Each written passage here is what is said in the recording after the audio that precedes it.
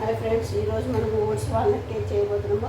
దానికి కావాల్సిన ఇంగ్రీడియంట్స్ వచ్చి 1 కప్పు ఓట్స్ పౌడర్ని మిక్సీ పట్టి పక్కన పెట్టుకోవాలి. 1 కప్పు డ్రై ఫ్రూట్స్, 3/4 కప్పు అంటే కప్పులో పావు వంతు వచ్చి మన టూటీ ఫ్రూటీ, 3/4 కప్పు బెల్లం వాటర్. ఈ బెల్లం వాటర్ని ఎలా తయారు చేసుకోవాలంటే ఒక సగం కప్పు వాటర్లో వేడి నీళ్ళల్లో 3/4 వంతు బెల్లం వేసి బాగా కరగబెట్టుకొని వడగట్టి పక్కన పెట్టుకోవాలి.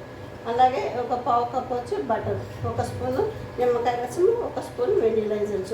ఇందులో ఈ మన ఓట్స్ పౌడర్ అన్నీ ముందుగానే నేను ఏం చేసుకున్నంటే 1/4 కప్పు 1 కప్పుకి మెజర్మెంట్ వచ్చి 200 గ్రామ్స్.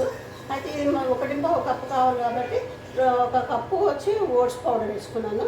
1/4 కప్పు వచ్చి మన గోధుమ పిండి పౌడర్ వేసుకున్నాను. మొత్తం కలిపి 1/4 కప్ అయింది. ఇందులోనే 1 spoon baking powder, 1/2 spoon baking soda, 1 spoon వచ్చి మన దాల్చిన చెక్క పౌడర్ 3 వేసేసి, అది కానీ నెక్స్ట్ అల్లం పొడి, సొంటి పొడి అంటారు, అది కానీ వేసుకొని రెడీ చేసి పెట్టుకోవాలి కలిపి. అలాగే నేనైతే సోంపు పొడి వేసుకున్నాను 1/2 స్పూను. ఈ పౌడర్ని రెడీ చేసి పెట్టుకున్నాను. ఇప్పుడు అలాగే ఈ బేకింగ్ ట్రేకి నూనె రాసుకొని మళ్ళీ బటర్ పేపర్ వేసుకొని బేక్ చేసుకుంటూ పౌడర్ రెడీ చేసి పెట్టుకున్నాను. ఇప్పుడు ప్రాసెస్లోకి వెళ్ళిపోదాం పదండి. వెనిలా ఎసెన్స్ ఇవన్నీ బాగా కలుపుకున్నాక ఇప్పుడు డ్రై ఇంగ్రీడియంట్స్ ఉన్నాయి కదా, ఈ వెటింగ్ ఇంగ్రీడియంట్స్లో బెల్లం వాటిలో వేసి కొద్దిగా వేసుకొని కలుపుకోవాలి.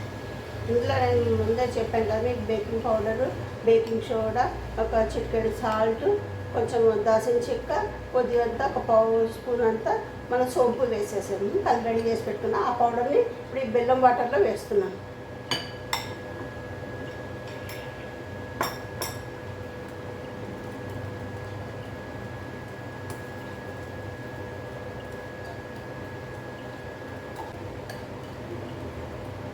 ఇందులోనే ఇప్పుడు ఈ డ్రై ఫ్రూట్స్ కూడా ఈ నిమ్మకాయ రసం కూడా వేసేసుకుందామండి. ఈ నిమ్మకాయ రసం వేసాక ఎక్కువసేపు కలపకూడదు, జస్ట్ ఒకసారి కలిపి వదిలేయాలి. ఈ డ్రై ఫ్రూట్స్ ఉన్నాయి కదా, సగం వేసుకుంటాము. సగం వచ్చి పైన అప్లై చేసుకుందాం. ఈ టూటీ ఫ్రూటీ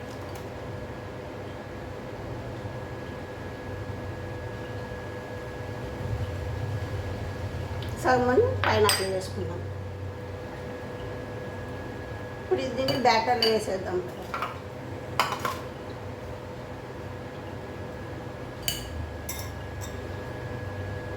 ఒకటే దగ్గర వేయాలండి, అటు ఇటు వేయొద్దు, అదే స్ప్రెడ్ అయిపోతుంది 4 వైపులా. ఏం టెన్షన్ తీసుకోకలే, శుభ్రంగా వస్తుంది.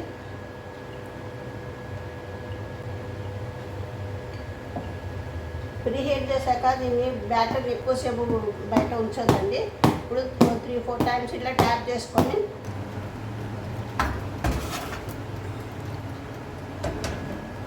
$180 సెంటిగ్రేడ్ దగ్గర 30 మినిట్స్ కానీ 40 మినిట్స్ కానీ బేక్ చేసుకోవాలండి.